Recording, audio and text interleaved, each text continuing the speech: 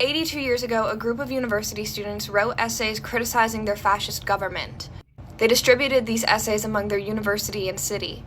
This act of spreading words and ideas was deemed so dangerous that these students were arrested and they were tried and executed within a week.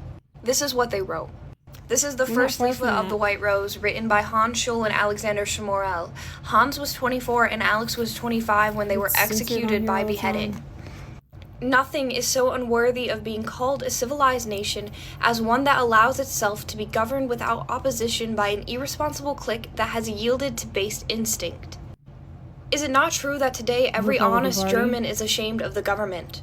Who among us has any conception of the dimensions of shame that will befall us and our children when one day the veil has fallen from our eyes and the most horrible of crimes that infinitely outdistant every human measure, reach the light of day?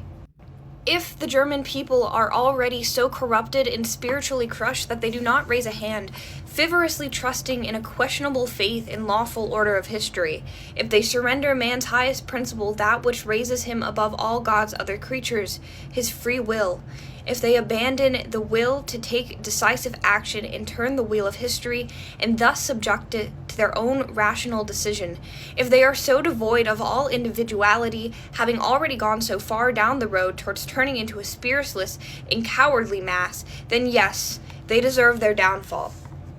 Goethe speaks of Germans as tragic people, like the Jews and the Greeks, but today it would appear rather that they are a spineless, will-less herd of hangers-on, who now, the marrow sucked out of their bones, robbed of their center of stability, are waiting to be hounded to their destruction. So it seems, but it is not true. Rather, by means of gradual, treacherous, systemic abuse, the system has put every individual into a spiritual prison. Only now, finding themselves in fetters, have they become aware of their fate. Only a few recognized the threat of ruin, and the reward for their heroic warning was death. We will have more to say about the fate of these persons. If every person waits until someone else makes a start, the messengers of avenging nemesis will come steadily closer. Then even the last victim will have been cast senselessly into the maw of the insatiable demon. Therefore, every individual conscious of his responsibility as a member of Christian and Western civilization must defend himself as best he can at this late hour. He must work against the scourges of mankind, against fascism and any similar system of totalitarianism.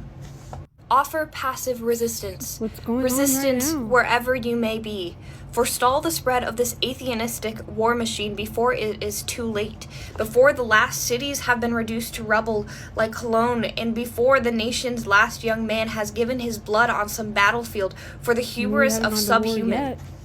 Do not forget that every people deserves the regime it is willing to endure. The leaflet finishes with quotes from Friedrich Schiller and Goethe. These words were deemed so dangerous by the Nazi government that the people who wrote them had to be put to death immediately.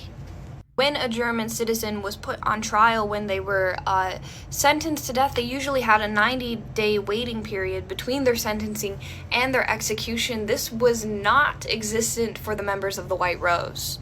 These were children and they did not do anything violent. All they did was write these words.